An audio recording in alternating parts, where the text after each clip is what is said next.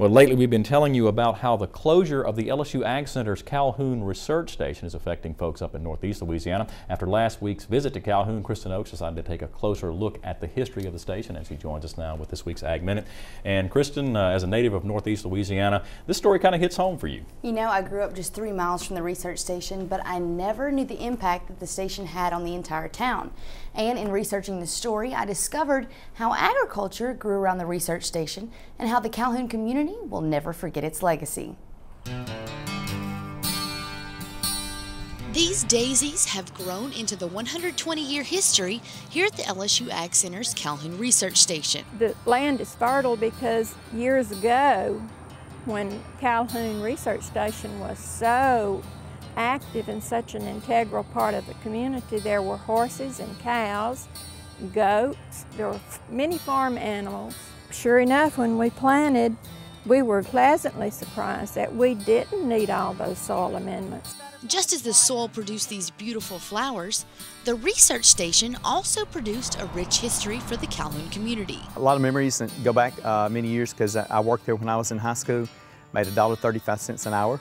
Lifelong resident Werner Aswell says Calhoun developed around agriculture and the research station. The old state fair used to be held here, and it was because of the experimental station that was here. When we were kids coming up, they did a lot of research. They did cattle research, poultry research, watermelons. They developed several strains of watermelons and peaches. So it's changed, and a lot of these kids don't know anything about it. For more than 20 years, Steve Hotard worked as a researcher here at the Calhoun station, and he says he feels uprooted by the facility's closure. You know, this station here has been here since 1888. You know, being the first station, there's be a sense of a loss because of agriculture. We're moving away from agriculture. A lot of people don't realize the importance of agriculture, and this was kind of a beacon in agriculture. But LSU AgCenter Chancellor Dr. Bill Richardson says he sees the closure not as a setback, but as an opportunity. I think we have a chance to even do something better because we were down to the point we didn't have that much research going on. So I think now's the time to look at the next 100 years. For over a century, the Calhoun Research Station has advanced agriculture in this small community. And while its future may be uncertain, the colorful memories of this station and its people will remain bright for the next 120 years.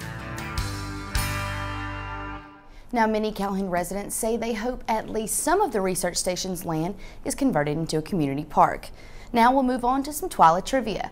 Last week's question was a little bit tricky. I asked you, what is Louisiana's state wildflower? And at first glance, a lot of you answered the magnolia, which is the state's flower, but the state's wildflower is actually the giant blue iris.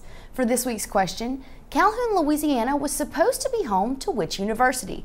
Was it Northeastern Louisiana University, Northwestern Louisiana University, or Louisiana Tech? Log on to our website, twylatv.org, submit your answer, and we'll send one correct entry a Twyla prize pack. Now, still to come, we have a lot more on This Week in Louisiana Agriculture. Pain at the pump is also pain at the grocery store. Find out why on My Bottom Line up next.